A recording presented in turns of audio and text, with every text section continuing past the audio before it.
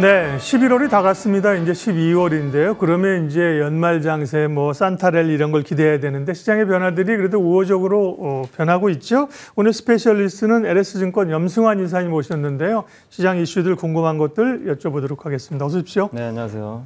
다행히 뭐 AI 논쟁도 좀 잦아들고 금리 인하 가능성이 어쩔지 모르겠지만 네. 높아지면서 지수가 좀 안정권으로 접어드는데 우리 시장도 이제 좀 안정권에 접어드는 겁니까? 여기서 좀 확실한 좀 상승의 근거를 마련하려고 하면 어떤 게 더 필요할까요? 네, 어느 정도 좀 가격 조정은 끝난 것 같고요. 네. 그냥 기간 조정 구간이 계속 이어진다 이렇게 보고 있습니다. 그러니까 한번 이제 고점 대비 한 8% 이상 급락한 다음에 네. 3,800을 일단 지지하는 가운데 지금 미국에서 금리 인하 기대감이 상당히 높아졌죠. 그러다 보니까 한국도 이제 거기에 맞춰서 반등을 하고 있는데 그렇다고 뭐 4,200을 바로 뭐 V자로 돌파하기는 좀 어려울 것 같고요.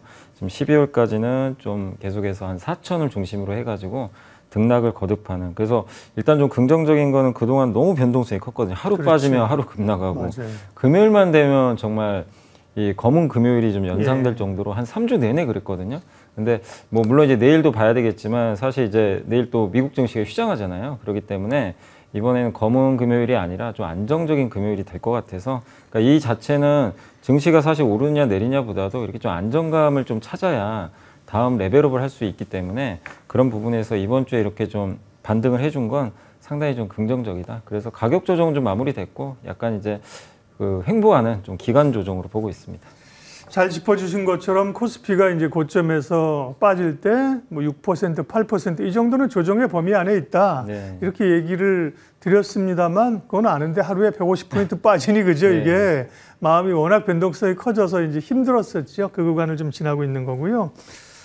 뭐 무엇보다도 이제 이 외국인들의 11월에 이 역대급의 매도를 어떻게 해석할 것이냐. 이걸 이제 사실 외국인들 그렇게 판 거에 비하면 시장도 또 무너지지 않고 그죠? 네. 버텼다고도 볼 수 있는데 이게 그러면 이제 매도가 그친 건가? 외국인들은 언제쯤 돌아올까? 외국인들 스탠스 좀 알려주세요. 네. 어제부터 사실 돌아오긴 시작했죠. 어제 좀 많이 샀잖아요. 네. 그래서 사실 외국인들이 판 거는 여러 이유가 있겠죠. 많이 오른 것도 있고요. 사실 네. 5월부터 국내 주식 한 20조 샀거든요. 한 10월까지. 근데 이제 그 후에 달러가 좀 강해지고 뭐 셧다운 우려 때문에 약간 긴축 효과 생기니까 조금 이제 단기 투자했던 그 외국인들이 좀 차익 매물을 내놨던 것 같고 또 우리나라 보면 요새 하이닉스를 되게 많이 팔았거든요. 그러니까 엔비디아에 대한 좀 우려감 이런 것들이 좀 나오면서 하이닉스 중심으로 좀 일부 또 차익 매물 내놓는 네. 그런 분위기들. 이게 이제 물론 AI 버블과도 좀 연결이 돼 있겠죠. 그리고 결국 금리 인하 한이 많이 막 정말 불확실했잖아요. 환율 상황도 뭐 관련이 그죠. 없다고는 할 수 없고 네, 그죠? 환율 뭐 자꾸 오르면 이거 장기 투자는 뭐 투자들이 좀 무시할 수 있다 하더라도 이게 단기 트레이딩하는 외국인들 같은 경우는 환율에 민감할 수밖에 그렇죠. 없거든요. 예. 그래서 그 물량들이 상당히 좀 많이 나온 거죠. 근데 이제 좀 환율 물론 여전히 높긴 하지만 그래도 지금 뭐 여기서 1,500원 넘는 것보다는 약간 또 최근에 달러도 좀 꺾이고 있거든요. 그런 면에서 외국인들 입장에서는 좀 팔 만큼은 팔았고 또 구글이 AI 버블론을 좀 잠재워 버렸죠. 이 부분도 우호적이고 그리고 지금 확률적으로 금리 인하 확률이 좀 높아졌지 않습니까? 12월 10일 날 지금 85% 가까이 지금 되기 때문에 네. 그래서 이제 외국인들도 이제 뭐 본격 기한인지 좀 더 봐야 되겠지만 일단 과격하게 진짜 팔았던 한 10조 원 정도를 한 달 만에 팔아버렸거든요. 이 물량은 이제 거의 끝나가는 거 아닌가 이렇게 생각을 하고 있습니다. 패드워치의 금리 인하 확률은 이제 믿을 수가 없어가지고요. 맞습니다. 심리적인 요인 때문에 예. 변동성이 워낙 크게 나왔다. 그 나올 때마다 말씀드려요. 이사님도 그렇고 이거는 심리적이라 확확 네, 바뀔 수 있다. 네. 그죠? 그걸 염두에 두고 그걸 너무 믿으면 안 되고요. 근데 이제 앞서 제가 첫 번째 질문에 우리가 조금 추가적으로 안정감을 가지고 상승할 수 있는 그 트리거가 뭐가 있겠습니까? 근데 우리 증시가 올해 이렇게 올라온 이유 중에 하나가 이제 자본시장 구조 개편, 상법 개정안 이런 거잖아요. 네. 3차 상법 개정안이 지금 이제 발의가 됐어요. 내용이 이제 가장 핵심적인 내용은 이제 자사주 매각 관련된 게 아닐까 싶은데 이런 부분들이 시장에 미칠 영향은 어떻게 보세요? 네. 일단 이제 이게 사실 거의 마지막이죠. 그러니까 지금 우리가 상법 개정 2번 했고 네. 그다음에 이제 요게 어떻게 보면 자본시장법 개정과도 연결돼 있는데 자사주 의무 소각과 이제 세법 개정, 네. 배당 소득 분리과세 요거까지 아마 올해 연내 통과되면 모든 게 이제 마무리된다라고 보시면 좋을 것 같고요.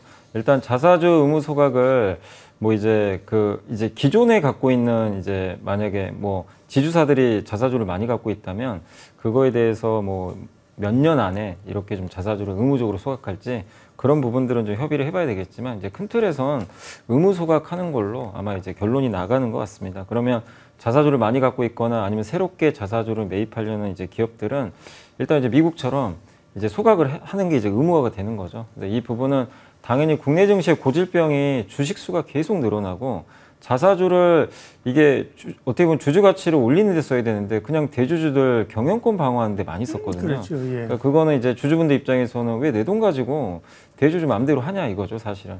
이런 좀 불만들도 많이 제기됐기 때문에 그거를 이제 해소하는 상당히 좀 긍정적인 좀 부분이라 보고 있고 여기에 이제 배당소득 분리과세까지만 좀 이어진다면 한마디로 이제 이재명 정부 들어와서 이제 했던 그 주주 부양책 이런 부분들은 이제 사실상 완료되고 내년부터는 그런 정책들이 시행돼서 그게 어떻게 이제 주가나 이런 기업들한테 영향을 줄지 내년에는 이제 본격적으로 검증하는 시간이 되지 않겠냐 이렇게 생각을 하고 있습니다. 섹터 얘기하겠습니다. 반도체는 지금 뭐 좋으냐 안 좋으냐 안 좋게 볼 이유가 별로 없죠, 그죠? 네. 반도체는 좋은데 단기적으로 이제 불거진 이슈가 엔비디아의 GPU냐, 구글의 TPU냐. 국내에서는 그럼 삼성전자가 수혜냐, 하이닉스는 이제 조금 밀리는 거냐 이 관점이거든요. 국내 반도체를 중심으로 해서. 예. 근데 이게 뭐 네. 그냥 우리 그 메모리 입장에서는 네. 누가 이기든 괜찮아요, 사실은. 오히려 수요가 늘어나는 네, 거니까. 맞습니다. 그러니까 서로 경쟁을 하잖아요, 지금도. 아마 그리고 또 일론 머스크의 XAI도 그러고 가실 거예요. 네. 그것도 또 새로운 버전을 최근에 내놨는데 이제 여기에 자극받았는지 또 새로운 모델을 공개한다고 또 일론 머스크가 언급했거든요. 그러니까 승자가 없는 가운데 지금 계속 뭐 구글이냐, 뭐 XAI냐, 엔비디아냐, 뭐 그러니까 오픈AI, 챗GPT 중심으로 한 엔비디아냐, 뭐 이런 경쟁들을 앞으로 첨예하게 좀 대립을 할 것 같은데 그 과정에서 제일 중요한 건 HBM은 그냥 어디든 다 들어갑니다. 근데 이걸 만드는 회사는 전 세계 3개밖에 없죠. 그리고 하이닉스가 오히려 구글 TPU 같은 경우 HBM 점유율이 더 높아요, 삼성전자보다는.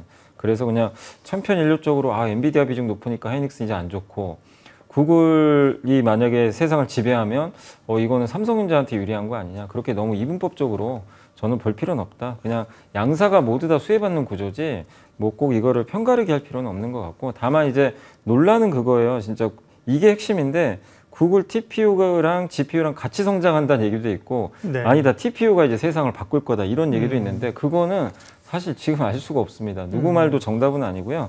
TPU가 지금 만약에 메타가 이거를 사갔을 때 메타가 자기네 데이터 센터에 그냥 꽂아서 이게 성능이 정말 잘 나온다면 TPU가 한마디로 GPU가 되는 거죠. 범용성이 생기는 건데 그게 지금 구글은 자체 생태계를 갖고 있어서 TPU를 잘 활용했지만 메타라는 다른 생태계에서 이게 될지는 그렇죠. 아직 검증이 안 됐어요. 그래서 그것만 가지고 뭐 TPU가 범용성이 있냐. 근데 범용성이 있을 수도 있잖아요. 또 만약에 사용했을 그렇죠. 때. 그래서 누가 승자인지는 지금 모르고 최소 1, 2년 지나야 알거든요. 그래서 지금 상황에서는 승자가 오히려 이게 결정이 되면요. 오히려 이게 반도체한테 오히려 안 좋아질 수도 있어요. 투자가 이제 좀 줄어들 수도 있거든요. 경쟁이 끝나버리니까. 그래서 한 1, 2년 정도는 논쟁은 첨예하겠지만 이거는 한국 반도체한테 나쁜 이슈가 아니다. 이렇게 생각을 하고 있습니다. 구글이 급부상하면서 삼성전자가 더 수혜냐, SK 하이닉스가 더 수혜냐 이 논쟁 가운데 이수페타시스거든요. 이렇게 나올 정도로 그죠? 네. 이수페타시스는 사실 과거에는 이제 엔비디아에 그죠? 네. 5개 납품한다고 해서 수혜가 됐었는데 또 구글의 TPU에도 이수페타시스가 주목받으면서 그죠? 하고 반도체 전체 소부장도 같이 못 가고 이제 기판이 주목받잖아요. 네. 이수페타시스 근데 많이 올랐고 또 뭐 이 기판 쪽 관련해서 얘기하는 게 삼성전기도 많이 얘기하대요. 네. 그런 약간 기판 쪽 모멘텀으로 해서 또 다른 회사도 있는지 좀 소부장글 기판 쪽으로 해서 전략을 좀 줘보세요. 근데 기판도 반도체랑 비슷해요. 예. 만드는 업체가 소수, 예. 공급은 부족. 근데 수요는 느는데 이수페타시스가 이제 말씀하신 대로 좀 최근에 부각된 건 이게 원래 엔비디아만 이거 엔비디아 이슈로 우리가 많이 기억을 네. 하지만 사실 구글 TPU 점유율 1위가 사실 이수페타시스더라고요. 이렇게 그 자료를 보면 그래서 네. 그게 이제 부각이 됐고 그러면서 이제 주가가 한 번 더 급등했는데 뭐 둘 다 이렇게 경쟁을 하면 계속 이런 구조가 이어지면 뭐 당연히 이수페타시스한테는 좋은 그림이 펼쳐질 수밖에 없겠죠. 다만 이제 항상 그렇지만 주가가 많이 오르면 또 언제든지 이게 좀 숨고르기 할 수밖에 없기 때문에 이수페타시스 좋지만 이런 이슈들은 많이 반영됐으니까 지금은 너무 이렇게 공격적인 투자는 조금 자제하는 게 전 좋지 않나 이렇게 좀 보고 있고 거기에 요즘에 또 이제 삼성전기도 이제 부각하고 있는데 삼성전기도 이제 기판을 만들지만 아주 큰 플립칩 BJ라는 큰 기판인데 이게 자동차 PC 이런 데 들어가는데 물론 뭐 이런 AI도 있지만 좀 기대하는 것 중에 하나가 이제 구글 뭐 물론 TPU도 있지만 이 테슬라가 이제 앞으로 이제 만들게 된 AI6 칩 있죠. 이거 원래 삼성전자가 이제 파운드리로 만들어줄 텐데 거기에 기판을 아마 삼성전기가 담당할 가능성이 있다고 합니다. 뭐 그것뿐만 아니라 MLCC도 이게 자동차나 뭐 스마트폰뿐만 아니라 많은 데 들어가는데 AI 데이터 센터에는 MLCC 용량이 훨씬 더 고용량이 들어갈 수밖에 없고 이거를 제대로 구현할 수 있는 업체는 일본의 무라타, 삼성전기 한 2회사뿐이라고 하더라고요. 그러니까 결국 이걸 보면 공급은 제한적인데 이 경쟁도 제한적인데 이 낙수 효과를 이제 우리나라 기업들이 많이 받을 수가 있다 보니까 기판도 계속해서 저는 어쨌든 반도체랑 기판을 뭐 이렇게 어느 게 더 낫냐 이거보다 그냥 같이 가는 사이클로 봐야 될 것 같습니다. 네. 한편 이제 올해 상반기에 명확한 주도주였었던 조방호는 이제 반도체에게 자리를 좀 내준 느낌은 있어요. 네. 그러나 워낙 사실 실적이 되는 섹터이기 때문에요. 조선방산원전은 내년에 다시 좀 기대를 걸어봐도 됩니까? 네, 내년 언제가 될지 모르지만 여전히 좀 준비는 해야 된다고 보고요. 근데 당분간은 좀 힘은 없을 것 같아요. 왜냐하면 지금 이들 뭐 조선이나 특히 방산은 AI랑은 좀 무관한 섹터고 물론 원전은 AI랑 좀 연결돼 있어서 이 셋 중에는 원전이 가장 세긴 할 것 같아요. 단기적으로는. 그렇지만 이제 이들 조방원 같은 경우는 이제 트럼프 대통령의 수혜주들이거든요. 그러다 보니까 트럼프 지금 지지율이 많이 떨어졌어요. 그러니까 지지율이 저는 본격적으로 반등하면 그때 한번 다시 한번 부각될 텐데 그러지 않는 이상은 조금 시간은 걸린다. 다만 내년에 우리나라가 미국에서 이제 군함이라든가 상선 수주 가능성이 지금 높잖아요. 그런 게 한번 반영이 될 거고 방산은 지금 이제 전쟁이 끝난다는 얘기가 자꾸 들리니까 근데 뭐 끝난다면 한 번은 더 밀리겠지만 그래도 이 유럽이 군비 경쟁하는 걸 멈출 수는 없는 거거든요. 계속 그거랑 무관하게 군비 경쟁할 거기 때문에 오히려 그때가 좀 바닥이 될 것 같고 원전은 셋 중에서 모멘텀이 제일 좋습니다. 이게 AI랑 다 연결이 돼 있기 때문에 또 트럼프 대통령이 원전 빨리 지금 착공을 지시를 하고 있는 상황인데 우리가 파트너 돼야 되니까 그래서 모멘텀 면에서는 원전이 제일 좋지만 조선방산도 내년 어느 시점인지는 조금 지켜봐야 되겠지만 트럼프 지지율이 분명히 중간선거 있으니까 어떻게든 올리려고 애를 쓸 거예요. 그때쯤에 반등할 수 있으니까 그걸 대비해서 안 좋을 때 좀 기회로 포착하는 것도 좋을 것 같습니다. 네, 산타랠리 가능성이 있는가 어떤 섹터를 보면 좋을까 염승환 이사님과 말씀 나누고 있고요. 확실히 보면 분위기나 이런 것들을 보면 이제 바이오가 특별히 연말에 그죠. 또 이제 금리와 관련된 인하 가능성도 높아지면서 바이오가 관심이 높습니다. 바이오는 너무 좀 일부 비만 당뇨라든지 그죠. 너무 일부 쪽에만 좀 쏠리는 듯한 느낌은 있어요. 바이오 전략 좀 알려주세요. 근데 바이오가 옛날처럼 그냥 바이오 좋으니까 다 가는 시절은 끝났고요.